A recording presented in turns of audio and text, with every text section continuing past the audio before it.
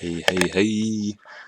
I'm making a quick video on the new events that just came out. As promised, gonna make them, well, from what the image we've seen, based on these rewards, I did kind of wanna make an event on what I will be personally choosing and what I would recommend to choose for the rewards that you get from these two events. So let's go rainbow hunting and finding the sea creatures. The events themselves, or the rewards themselves, are not too great compared to the other events. However, you still better make a decent choice to not waste a lot of these event materials. So for the RAINBOWMON event, you can acquire the RAINBOWMON powder from the Rainbow Dungeon. You will have to clear level 1, 2, and 3 on the first day, since you do need to unlock the next stage by clearing the previous one. But after that, you will just be able to do the level 3 stage constantly and get a total of 6,000 rainbow powder per day.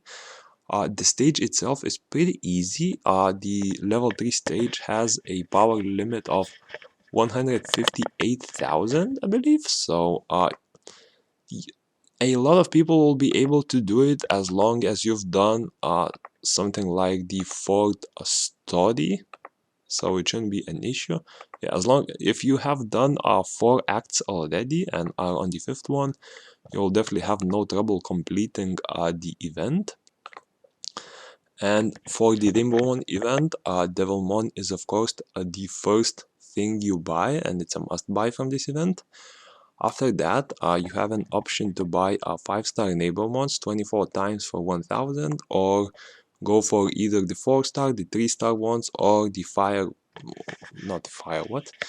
the 5 premium XP potions. And for this one, right after the RAINBOWMON, I myself will be going for the 3-star RAINBOWMON, and I think the 3-star RAINBOWMON will be important for a lot of free-to-play or sort of a low spender people who simply do not have the ability to upgrade a lot of 5-star units, including some 4-star units on their own account. So first of all, 5-star RAINBOWMONs, from what I've checked, you will have a pretty decent stash still stocked up, and you simply will need way more 3-star RAINBOWMONs for leveling up your units compared to 5-star ones.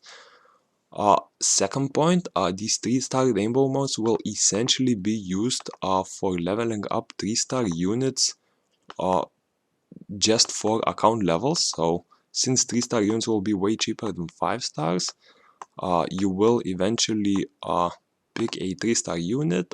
You will have to evolve him using RAINBOWMONs, as these are the cheapest. As you can see, 20 breath of lives and 2,500 gold. And this will allow you to level up your unit 10 times, increasing your overall account level. So in my opinion, for the RAINBOWMON event, you grab the Devilmon and you keep going for the 3-star RAINBOWMONs for the rest of the points. Of course, the final decision that which you pick is up to you. If you see that you are lacking in a certain Devilmon, I do recommend picking that one for a bit. If you have plenty of Devilmon and planning on going for potions, I actually do not recommend this. 5 premium potions is sort of similar to 50 regular potions, and you can get around 40 from this repeat quest alone. Apologies for that, I just got a call real quick. So yeah, for the RAINBOWMONs, as I was mentioning, the Devilmon is the first choice, and the 3-star RAINBOWMONs are my recommendation, but the ones you choose are completely up to you. Just make sure to grab the Devilmon first. And now going to the Starfish event. So the way you collect them is mostly through field events, and as well as Path of Growth and Essence dungeons. They currently have a 1-to-1 ratio, so 1 dungeon entry equals to 1 starfish. So you can sort of calculate it there. And for the rewards itself, I've reviewed all of the rewards and the amounts you get, and actually I'm pretty disappointed with the limited selection. Out of the limited ones, I would say the only one worth considering is the Breath of Lives, but even then, you can get a lot of Breath of Lives pretty easily through the 3-star piece exchange rate, as you get 1-to-1 ratio, and in most cases you'll have thousands of those pieces. Other than the Breath of Lives, I actually do not recommend getting any other of the limited items and actually going all in on the unlimited coin option. 50,000 gold is definitely a decent chunk of coins for this price, and I think it will be the most useful for stuff like upgrading your items, most importantly going for those profession upgrades. And yeah, the Restoration Stone, of course, it does not have inherently any value, but it's just a decent utility unit. But if you do not plan on resetting a lot of the units, it will not be that useful for you. All three of these are way too easy to acquire to justify the 20 Stardust, not the Stardust, the Starfish price.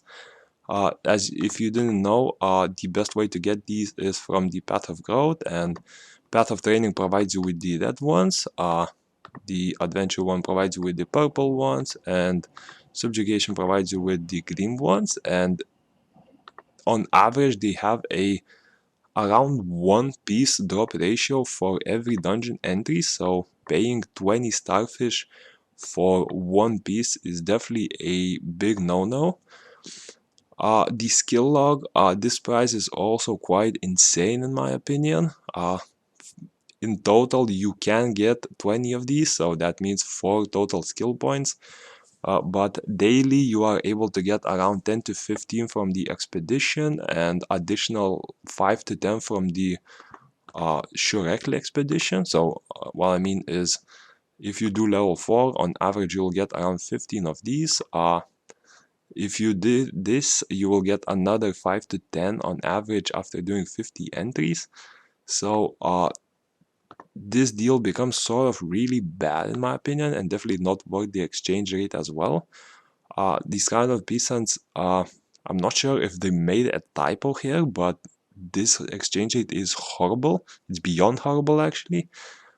You can get more sky stones in so many different sources, and if you've seen my previous video on all the daily skystone gains, I've calculated that even before Battlefield was released, you were able to get 26,000 per day on average. So here you are potentially looking at 10,000, around 10,000 skystones in total for 3,000 Jesus, I called them stardust, starfish. And yeah, just whatever you choose, don't choose this. This is horrible rates.